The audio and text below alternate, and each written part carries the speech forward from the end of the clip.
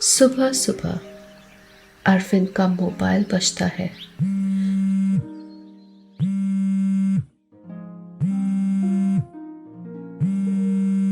वो बिस्तर से आंख मसलते हुए उठता है और अपने बेड के पास रखे साइड ड्रॉर बॉक्स के ऊपर हाथ मारता है। नींद में होने की वजह से उसको मोबाइल जल्दी नहीं मिलता। फिर वो बड़ी मुश्किल से किसी तरह नींद से भारी आंखें खोलने की कोशिश करते हुए बॉक्स के ऊपर देखता है, जहां उसका फोन वाइब्रेट मोड में इनकमिंग कॉल अलर्ट दिखा रहा है। उसके फोन के डिस्प्ले पे रोहन का इनकमिंग कॉल दिखाई दे रहा है। अरविंद तुरंत अपने बेडरूम की दीवार पर लगी घड़ी की तरफ देखता है, जिसमें अभी 7 बज रहे होते हैं। वो कॉल रिसीव करके उबासी लेते हुए बोलता है, हेलो। फिर नींद पूरी न होने की वजह से जो चिढ़ होती है उस लहजे में बोलता है, यार इतनी सुबह सुबह क्यों कॉल कर रहा है? ये कोई टाइम है क्या कॉल करने का? हाँ? तो दूसरी तरफ एक्साइटमेंट से भरे स्वर में आवाज आती है, अबे यार, तेरे लिए गुड न्यूज़ है। मैं कल रात को वहाँ तेरे पास आ रहा हूँ, कुछ काम से। तेरे घर पे ही रुकूंगा। अरविंद उसकी आवाज सुन के थोड़ी देर के लिए चुप हो जाता है और अपने अतीत में चला जाता है। फोन पर रोहन था, अरविंद के बचपन का दोस्त, या यूं कह लीजिए भाई जैसा लंगोटिया यार। स्कूल कॉलेज सब साथ में पूरा किया था दोनों ने। पर अरविंद कॉम्पिटिटिव एग्जाम देकर बैंक में मैनेजर की नौकरी करने लगा और अपने होम टाउन में ही रह गया। और रोहन फिल्म मेकिंग का कोर्स करने दिल्ली चला गया और वहाँ से पास आउट होकर मुंबई में फिल्म मेकर बन गया। तब से दोनों की मुलाकात नहीं हुई है। तकरीबन 6-7 साल हो गए हैं इस बात को। अरविंद अपने अतीत में खोया हुआ था कि तभी फोन पे रोहन थोड़ी ऊंची आवाज में बोलता है, अबे तू सुन रहा है या नहीं? अरविंद चौंकते हुए पास्ट से प्रेजेंट में आता है और जवाब देता है, हाँ हाँ हाँ भाई, सुन रहा हूँ मैं। अरे बहुत बढ़िया न्यूज़ दिया तूने तो। आज यार कल मिलते हैं फिर। हाँ, कितने बजे की ट्रेन है तेरी? रोहन जवाब देता है, भाई अभी तक मालूम नहीं यार। मेरा सेक्रेटरी बुक करवा के मुझे इन्फॉर्म करेगा। अरविंद चौंकते हुए बोलता है, क्या तुझे नहीं पता? अबे आने का फिक्स कर लिया है और टिकट का पता ही नहीं तुझे। कितना लापरवाह इंसान है रे तू। हाँ, अबे साले तू वैसा ही है जैसे तू बचपन में था। अबे अब तो सुधर जा। अच्छा सुनना, तुम कुछ भी कर लेकिन शाम के 8 बजे से पहले पहुंच जाना। हाँ ठीक है? रोहन पूछता है, क्यों, कोई खास वजह? अरविंद जवाब देता है, हाँ भाई, ये जगह थोड़ा हॉन्टेड है। यहाँ 8 बजे के बाद सब बंद हो जाता है। रोज कोई न कोई बुरा हादसा होता ही है यहाँ। समझ मेरी बात को, मैं क्या बोल रहा हूँ। तू बस 8 बजे से पहले पहुँच जाना ना। अरे मैं अपने ड्राइवर को तुझे लेने स्टेशन भेज दूंगा। रोहन जोर से हंसते हुए बोलता है, क्या हॉन्टेड? क्या बकवास है। तू पागल तो नहीं हो गया ना? अबे 2021 के ज़माने में तू 1960 वाली बातें कर रहा है। साले फिल्म मेकर मैं हूँ और तू मेरी फिल्म बना रहा है। अरे मैं सीरियस हूँ यार। यार मुझे तो यकीन नहीं हो रहा कि तू मेरा वही दोस्त अरविंद है। उसमें और तुझ में ज़मीन आसमान का फ़र्क है। वो तेरी तरह डरपोक नहीं हुआ करता था। फट्टू एक नंबर। बोलते बोलते रोहन हंसता है चिढ़ाने के अंदाज में। अरविंद उसको बीच में टोकते हुए समझा कर बोलता है। हालात हर बहादुर को डरने पे मजबूर कर देता है। तुझे कुछ नहीं पता, यहाँ हर दिन कुछ नया हो रहा है, बहुत कुछ बदल रहा है यहाँ, पहले जैसा कुछ नहीं रहा। मेरी बात मान, जल्दी आ जाना, मैं तुझे सब बता दूंगा यहाँ आने के बाद। अच्छा ठीक है, मैं कोशिश करता हूँ, देखता हूँ। लेट हो गया तो मैं मैनेज कर लूँगा, तू ज़्यादा टेंशन मत ले। चल bye, I have to go now, take care, मिलते हैं। बोल के फोन कट कर देता है रोहन। अरे सुन तो। अरविंद आगे कुछ बोलने वाला होता है, तब तक फोन कट हो जाता है। अरविंद नीचे की तरफ देखते हुए सिर हिलाता है और अपने बिस्तर से उतर के चप्पल पहनता है। उसने एक शॉर्ट्स और टी शर्ट पहन रखी है। कपड़े ठीक करते हुए वो वॉशरूम की तरफ जाने लगता है और जाते जाते आवाज लगाता है, सुलेमान चाचा, सुलेमान चाचा। बोलते हुए वॉशरूम में घुस जाता है। उसके अंदर जाने के बाद दूर से एक आवाज सुनाई देती है, आया छोटे मालिक। इधर फोन कट करने के बाद रोहन अपने सेक्रेटरी को बुलाता है। दीपक अपने डेस्कटॉप पे कुछ टाइप कर रहा होता है। वो रोहन की आवाज सुन के फटाफट अपनी चेयर खींचता है पीछे की तरफ और जल्दी से उठते हुए रोहन के पास जाकर बोलता है, यस सर, बोलिए। हाँ, वो टिकट का क्या हुआ? दीपक हकलाते हुए बोलता है, सर वो टिकट। दीपक को हकलाता हुआ देखकर रोहन थोड़ा हैरान होकर पूछता है, क्या हुआ? ऐसे हकला क्यों रहे हो? कुछ प्रॉब्लम है क्या? दीपक डरते हुए जवाब देता है, सर वो कल का नहीं हो पाया, इसलिए परसों सुबह का करा दिया है। क्या? रोहन जोर से शॉक्ड और गुस्से में बोलता है, तुम क्या दिमाग से पैदल हो? तुमको पता है ना परसों मेरी मीटिंग है वहां फाइनेंसर के साथ, और तब तक मुझे स्टोरी भी कंप्लीट करनी है। मैंने तुम्हें कल का बोला था और तुमने अपनी मर्जी से परसों का करा दिया। डायरेक्टर तुम हो या मैं? दीपक डरते हुए जवाब देता है, सॉरी सर, पर राजनगर तक सिर्फ 2 ही ट्रेन जाती है, एक सुबह जो वहाँ शाम तक पहुँचती है और दूसरी शाम को जो वहाँ आधी रात को पहुँचती है। और आपको तो पता है वो एक हॉन्टेड जगह है, रोज़ कोई ना कोई हादसा होता ही रहता है, आए दिन न्यूज़पेपर में कुछ ना कुछ छपता ही रहता है उसके बारे में, इसलिए मैंने सोचा। बोलते हुए दीपक रुक जाता है। रोहन थोड़ा हैरानी और गुस्से में पूछता है, डायरेक्टर तुम हो या मैं? क्या सोचा कि भूत मुझे मार डालेगा? तुमको कितनी बार कहा है, भूत सिर्फ फिल्म्स में होते हैं, रियल लाइफ में नहीं। तुम 21वीं सदी में पैदा होकर भी ये 18वीं सदी वाली बातें क्यों करते हो? सब मन का वहम है। पब्लिक को एंटरटेनमेंट चाहिए, इसलिए कोई भी किसी भी जगह पर कहानी बना देता है, समझे? ये भूतिया पिक्चरें बना बना के हमने कितने पैसे कमाए हैं तुम भी जानते हो, फिर भी ऐसी बच्चों जैसी बकवास करते हो। आई कांट बिलीव इट यार। सॉरी सर, गलती हो गई। दीपक सर झुका के बोलता है। रोहन फिर उसको देखते हुए बोलता है, अब सॉरी बोल के यहीं खड़े रहोगे या जाके टिकट की टाइमिंग बदलोगे? मुझे कल का ही चाहिए, समझे? दीपक सर उठा के रोहन की ओर देखते हुए बोलता है, यस सर, अभी करवाता हूँ, और वहां से जाने लगता है।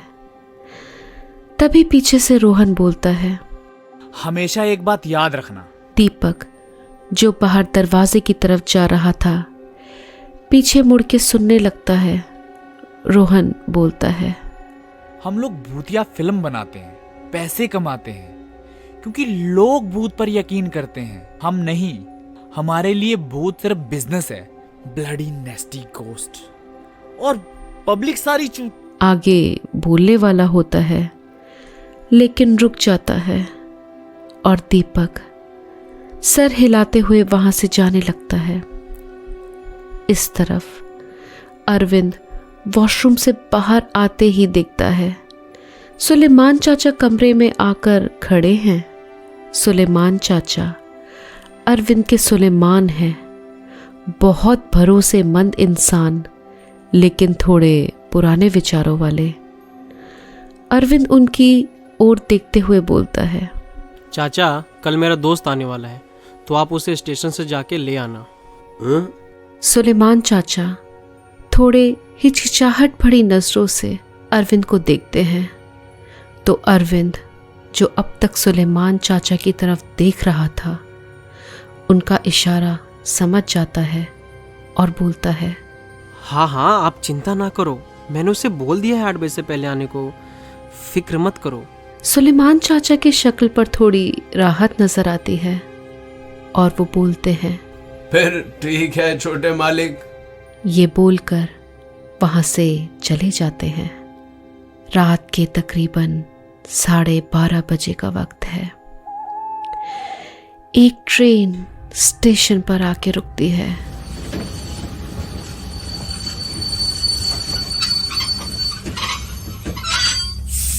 जिसमें से रोहन ही निकलता है, एक ट्रैवलिंग बैग के साथ। उसने केपरी और टी शर्ट पहना हुआ है, एक जैकेट डाल रखी है, सर पर स्टाइलिश पैटर्न वाली वाइट कैप लगा रखी है, आंखों पर पावर ग्लासेस हैं, तकरीबन 6 फीट का कद, हल्की दाढ़ी और मूंछ के साथ उसका होलिया किसी प्रोफेशनल डायरेक्टर जैसा ही लग रहा है। उसके उतरते ही ट्रेन वहां से चली जाती है।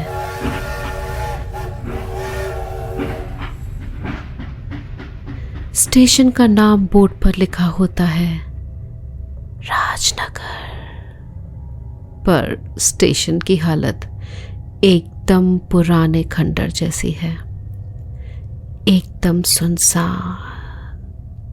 न आदमी की जात, ना कोई परिंदा, ना जानवर, बिल्कुल सन्नाटा था वहां। स्टेशन में लाइट भी नहीं है। हल्की हल्की रोशनी सामने रास्ते पर लगी स्ट्रीट लैंप से आ रही है। स्टेशन के अंदर इतना सन्नाटा है कि रोहन के कदमों की आहट साफ साफ सुनाई दे रही है। बहुत डरावना सा माहौल है। रोहन को बड़ा अजीब लगता है। वो आसपास किसी को देखने लगता है जिससे वो बस्तर गांव का रास्ता पूछ सके, कोई गाड़ी या ऑटो का जुगाड़ लगा सके।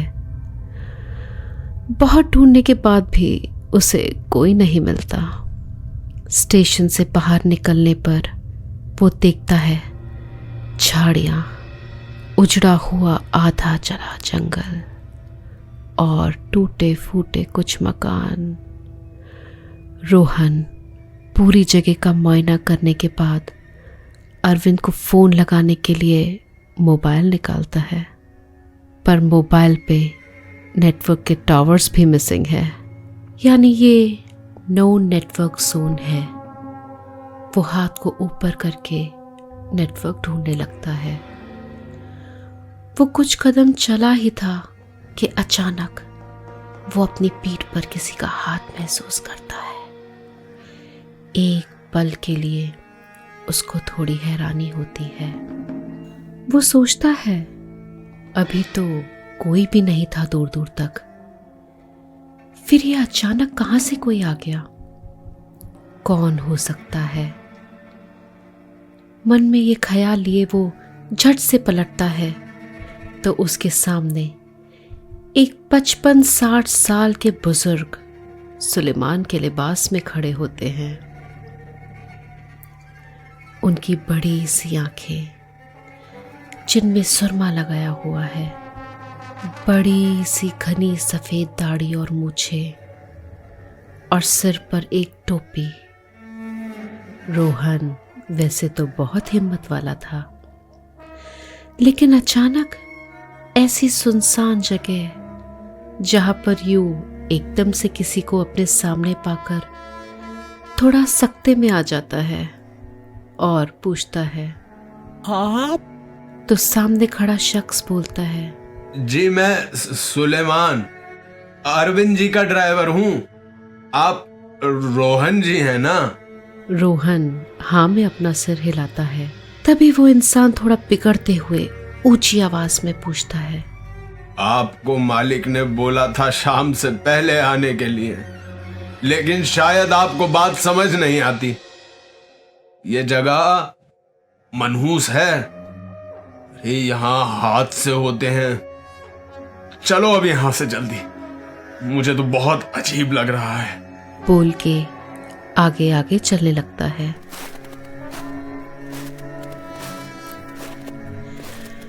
रोहन एक पल के लिए खामोश हो जाता है।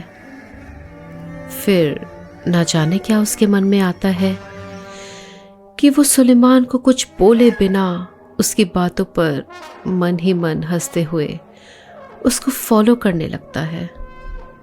दोनों गाड़ी में बैठे हैं और गाड़ी स्टार्ट करके चल देते हैं।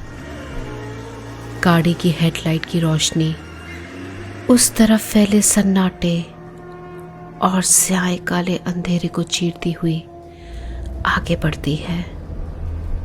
हेडलाइट्स की रास्ते पर पड़ती रोशनी से आसपास थोड़ा कुछ दिखाई दे रहा है।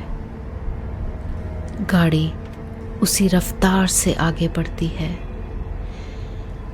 इंजन की आवाज आ रही है, पर गाड़ी के अंदर सन्नाटा सा है। कुछ दूर चलने के बाद खामोशी को तोड़ते हुए रोहन सुलेमान से पूछता है, चाचा, आप भूत चुड़ैल वगैरह इन सब को आज भी मानते हो?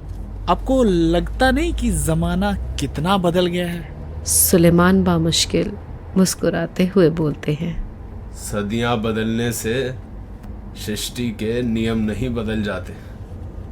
भूत पिशाच कल भी थे और आज भी हैं और आने वाले कल में भी रहेंगे। हमें उनके नियम के हिसाब से चलना होगा। और अखबार में तो रोज यहाँ की खबरें छपती हैं, आपको नहीं पता? रोहन मजाक उड़ाते हुए बोलता है, कुछ भी, सब बकवास है चाचा। भूत वगैरह कुछ नहीं होता, सब वहम है मन का। दोनों भूत के बारे में अपनी अपनी राय दे रहे थे और एक दूसरे से बहस कर रहे थे कि अचानक गाड़ी के इंजन के पास से कुछ आवाज आती है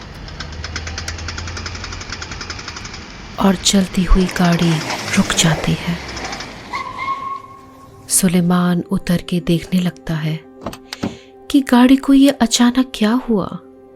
गाड़ी बंद होने से एसी भी बंद हो जाता है और रोहन को बिना एसी के बहुत गर्मी लगने लगती है गाड़ी के अंदर। तो वो भी गाड़ी का दरवाज़ा खोलते हुए बाहर आ जाता है और अपने रुमाल से पसीना पोंछते हुए बोलता है, अरे क्या हो गया आपकी इस रोल्स रॉयस को? कितना टाइम लगेगा? लगता है इंजन में कुछ खराबी हो गई है। पास के गांव से मैकेनिक बुलाना पड़ेगा। कम से कम 2 घंटा लगेगा। आप रुको यहाँ पे। रोहन परेशान और फ्रस्ट्रेट होते हुए खुद से बोलता है, होली शिट, कहाँ फंस गया मैं? फिर वो सुलेमान की तरफ देखकर इरिटेटेड होते हुए पूछता है, चाचा, यहाँ आसपास कहीं रेस्टोरेंट या होटल मिलेगा क्या? सुलेमान जवाब देता है, अरे ये शहर नहीं है बाबू जो होटल मिलेगा। यहाँ से 3 किलोमीटर दूर एक ढाबा है, उधर दाईं तरफ। रोहन फटाफट बोलता है, अच्छा, आप गाड़ी बना के आओ, तब तक मैं कुछ खा पी के आता हूँ। आंख मारते हुए बोलता है रोहन और अपना बैग उठा के वहां से चल देता है। सुलेमान गाड़ी के इंजन का यूज रोकने के लिए लगभग चिल्लाते हुए बोलता है, अरे बाबू, अरे मत जाओ बाबू, बाबू ये जगह ठीक नहीं है। अरे बाबू समझो, बाबू। पर रोहन कुछ जवाब दिए बिना वहां से निकल जाता है।